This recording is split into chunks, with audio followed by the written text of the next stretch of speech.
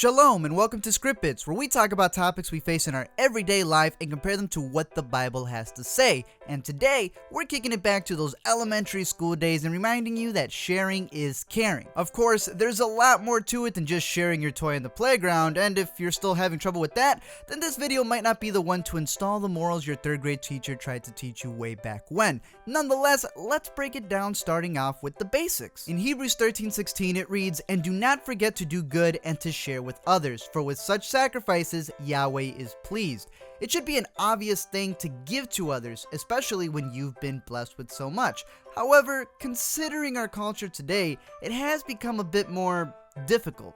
There will always be people out there who will try to scam you and people who aren't really in need just trying to get your money, but we also shouldn't use that as an excuse to not give. If we see that a scenario isn't honest, well, just don't go into that. Don't fall into that trap. But even if it remains ambiguous, understand the most important part of giving. In 2 Corinthians 9:7 it reads, "Each of you should give what you have decided in your heart to give, not reluctantly or under compulsion, for Yahweh loves a cheerful giver." A cheerful giver.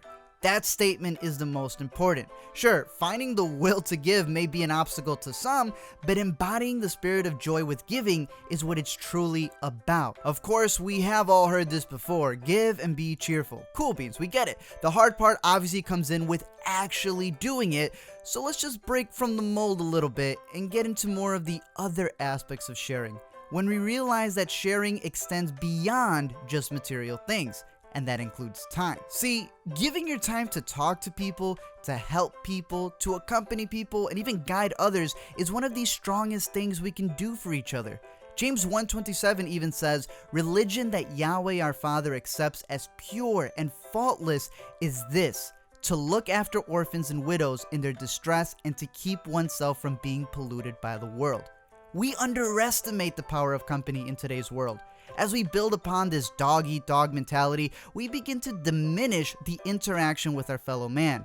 To actually break out of your mold and give time to someone who may be older or younger than you, richer or poorer, or say it ain't so, but just overall different than us, is an extension to that idea of sharing. The fact remains that giving attention and sharing your time is not only free, but overall rewarding for those who need it.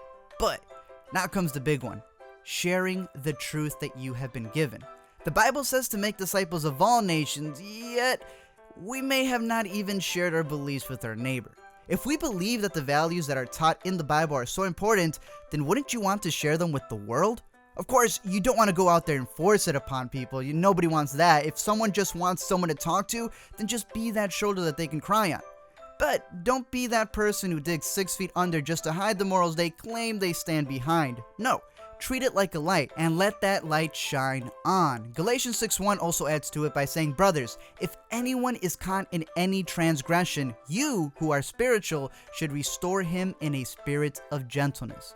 It is our job to also look out for one another and take the time to correct in a gentle fashion. By saying that you're too busy or don't have the time to go out and help your brother who is in need, then you yourself are falling into that sin of not willing to share the time and the experience that you have.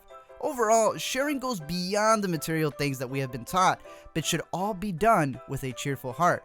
So if Yahweh blesses you, give back, take the time, and spread His truth.